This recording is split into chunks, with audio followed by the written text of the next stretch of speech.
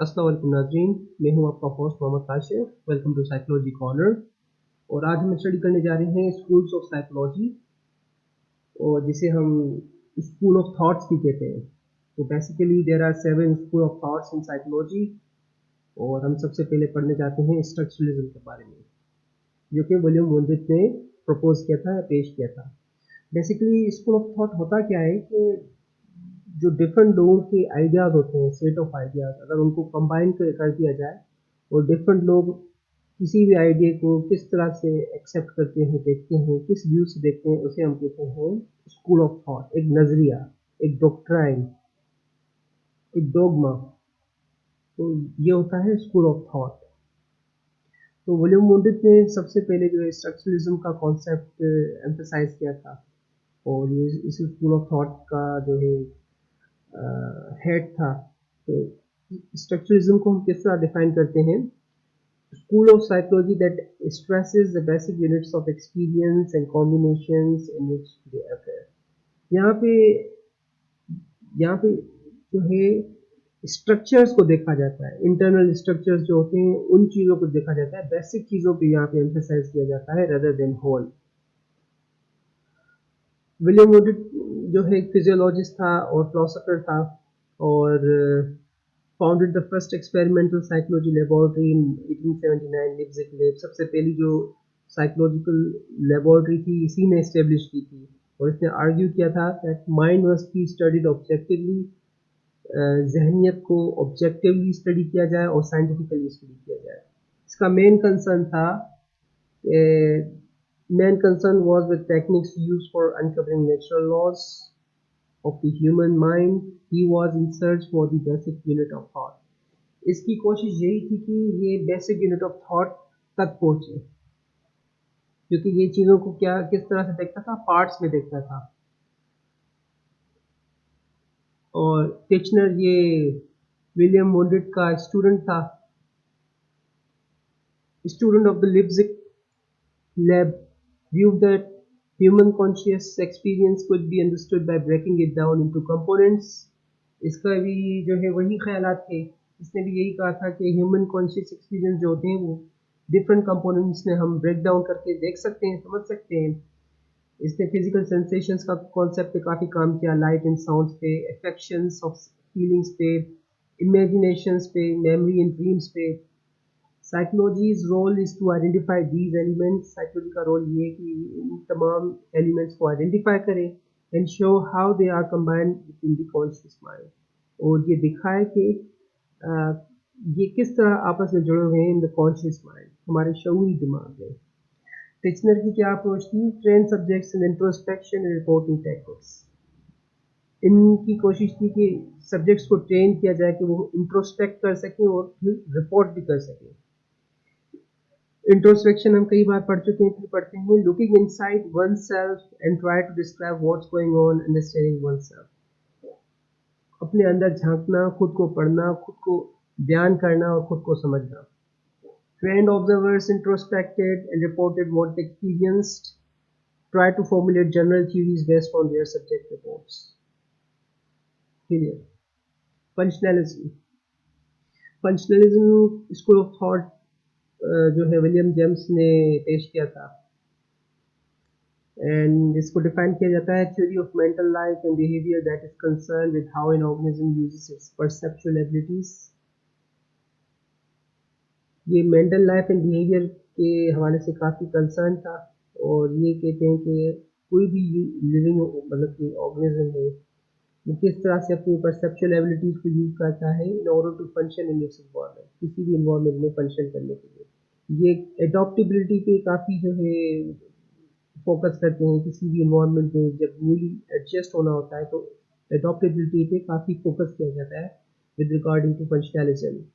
और ये किस चीज़ से, किस फिलोसोफर से इन्फ्लुएंस है? डार्विन से, Charles Darwin and his theory of natural selection in 19th century.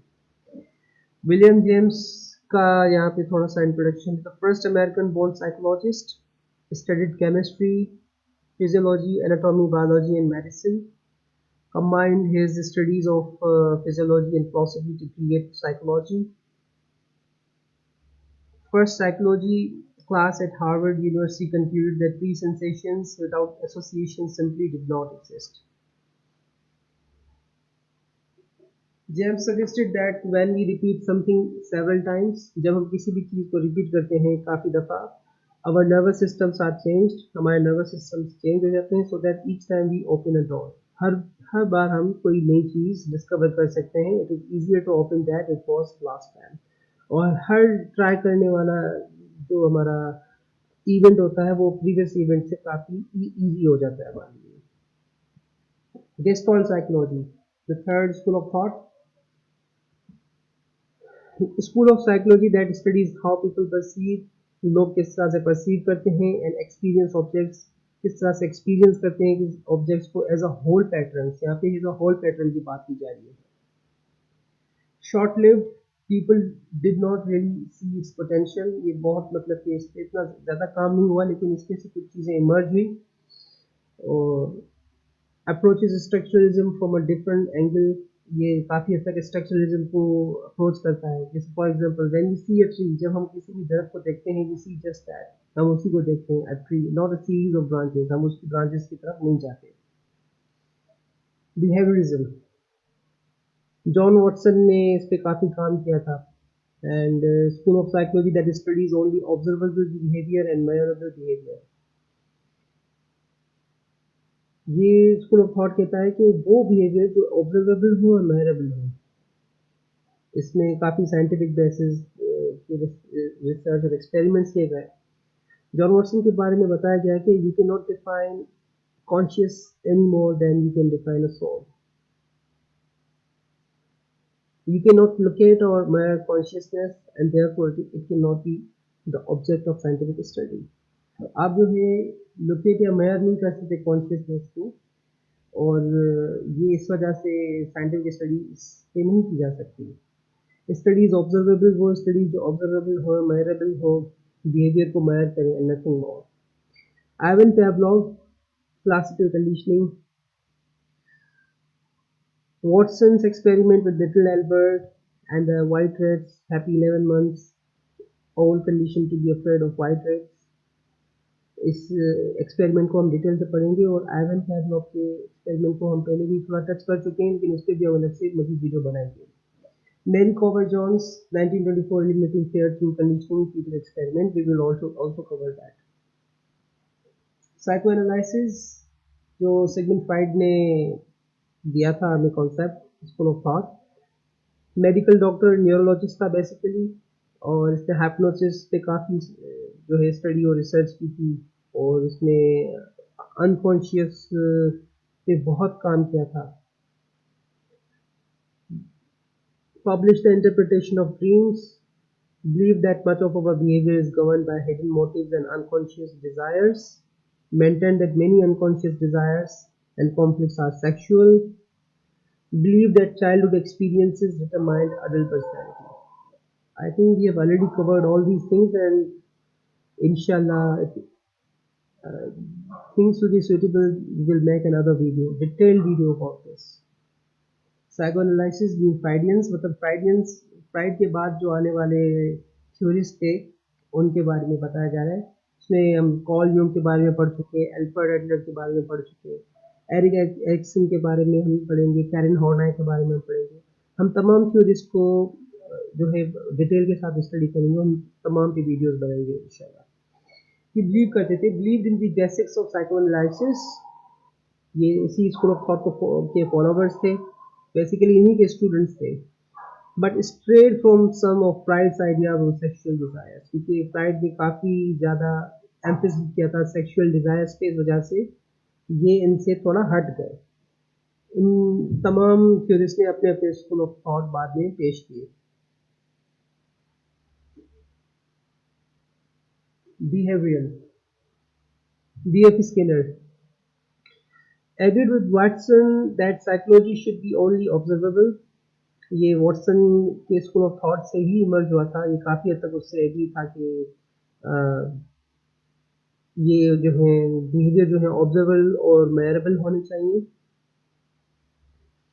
Big difference, he use reinforcement, लेकिन इसने जो है रीइंफोर्समेंट यूज की थी, जिसे हम ऑपरेंट कंडीशनिंग भी कह सकते थे, काफ़ी हद तक उसके साथ ये रिलेटेड है, क्योंकि ऑपरेंट कंडीशनिंग में कोई ना कोई रिजल्ट या रीइंफोर्समेंट होती है, कोई रिवॉर्ड होता है जिसकी बेस पे लर्निंग होती है, तो ये बहुत बड़ा डिफरेंस है। रीइंफोर्समेंट क्या है? Anything that follows a response, कोई भी चीज़ जो किसी भी रिस्पॉन्स को फॉलो करती है, and makes that response more likely to occur, और प्रोबेबिलिटी बढ़ जाए कि वही रिस्पॉन्स फिर अकर करे उसी स्टिमुलाई पे। जैसे example, you get an A on the first sight test, आपको ए मिल गया, reinforces, your parents give you $100, आपके पेरेंट्स आप खुशी हमारे $100 देते हैं। Result, you strive to get an A on all other sight test, hoping for the same reinforces. इस वजह से आप मेहनत करेंगे, आप हर बार ए ग्रेड ही लेके आएंगे, ताकि आपको ये रीइंफोर्समेंट मिलती रहे। Humanistic psychology. Definition: school of psychology that emphasizes non-verbal experiences. ये स्कूल ऑफ थॉट कहता है, एम्फेसाइज करता है नॉन वर्बल एक्सपीरियंस को, and altered states of consciousness, and हमारे जो कॉन्शियसनेस के अल्टर्ड स्टेट्स है उस पे, as a means of realising one's full human potential. इनसे जो है ह्यूमन पोटेंशियल्स की मीनिंग को हम समझ सकते हैं, उनकी असलियत को समझ सकते हैं। इसका गोल है to ensure mental healthiness of individual and develop theoretic techniques. इस पे स्कूल ऑफ थॉट पे दो प्रोमिनेंट साइंटिस्ट ने काम किया था, Abraham Maslow and Carl Rogers. Then comes cognitive psychology, school of psychology devoted to the study of mental processes generally. जो school of thought mental processes को स्टडी करता है उसे हम कॉग्निटिव साइकोलॉजी कहते हैं, जिसमें मेमोरी है, लर्निंग है, इंटेलिजेंस है, remembering, etcetera etcetera, because all these things are operated by mental processes. इसका गोल है to explore mental processes involved in judgment, decision making and other aspects of complex thought. Biological focuses on how our biology and biochemistry influences behavior. ये focus करता है कि हमारी जो biology है और बायोकेमिस्ट्री किस तरह से बिहेवियर को इन्फ्लुएंस करती है। हमने न्यूरो ट्रांसमीटर्स के वगैरह के बारे में पढ़ा था, and whole nervous system, so you can relate. Neurobiology is essential study the brain. ये ब्रेन के बारे में स्टडी करता है neurobiologist. The field that contributes to the understanding of many medical disorders as well, जैसे पार्किंसंस है, Huntington's disease है, and Alzheimer disease है, ऑटिज्म है, सब्सटेंस अब्यूज है। ऑटिज्म जो है न्यूरो डेवलपमेंटल डिसऑर्डर है।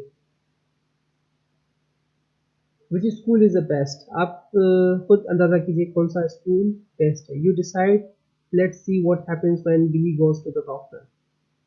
ओके गाइस, तो आज तक के ये इतना ही है, और अगर आपने वीडियो को पसंद किया है तो काइंडली लाइक कीजिए, कमेंट कीजिए, शेयर कीजिए, एंड सब्सक्राइब करना ना भूलिए।